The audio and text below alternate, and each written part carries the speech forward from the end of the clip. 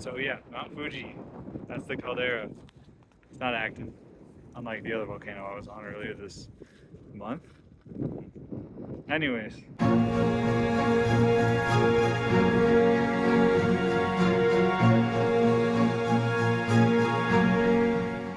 in this video, I want to go over some of the logistics of hiking Fuji as a 2-day trek during the month of July.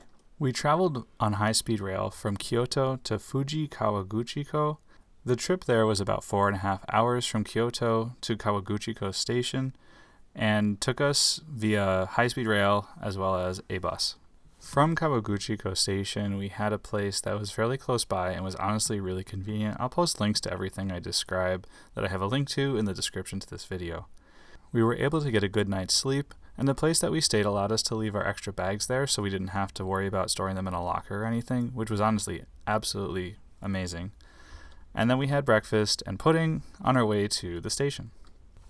The ride from Kawaguchiko Station to the 5th station was maybe about an hour, and the goal with timing was to end up there around midday, as I had seen a lot of people suggest this. It worked out very well for us because we got there, had some time to do a little bit of perusing of the gift shop, as well as get in a really nice lunch before starting a hike to the ascent.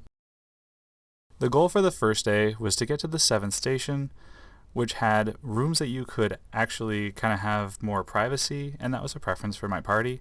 It also meant the first day was a little bit lighter, so we had a little bit more acclimation time and didn't have such a hard press on the first day.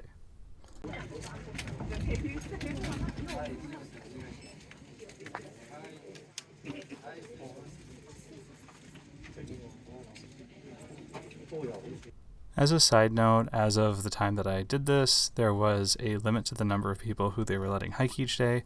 Because I had booked a reservation ahead of time with the lodge, it came with that permit, but if you didn't have that ahead of time on the way at the trailhead, you would have had to get that permission for that day if there were still availability left.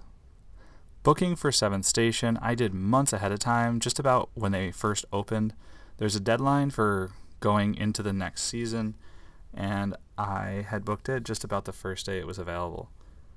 The accommodation itself held 4 people in 2 bunks, and we had a little bit of extra space for us to put our bags.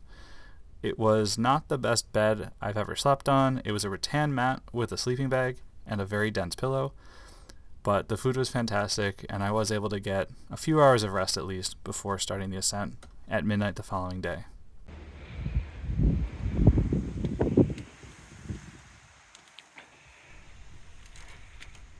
Getting an early start the following day, we had fantastic views on and off with some clouds coming in. However, around sunrise, the clouds parted and we got some fantastic views. These views are, from what I understand, not that common this time of year, but I was very fortunate that they were. So we had a very good view at sunrise, but we didn't make it to the summit at the time. Honestly, I wasn't too upset. We were at what I think is 8.5 station, but the views from there were pretty remarkable, and there wasn't a huge crowd. There wasn't the banister that we ended up having at the top, so we actually had some pretty well unobstructed views of the sunrise over the lake and mountains in the distance. After enjoying the sunrise, we finished our ascent to the top, had a chance to finish getting our hiking stick piece burned, and then began our ascent down the switchbacks that led you back to 5th station. The switchbacks weren't very challenging, but it was just a lot on the knees to constantly go downhill.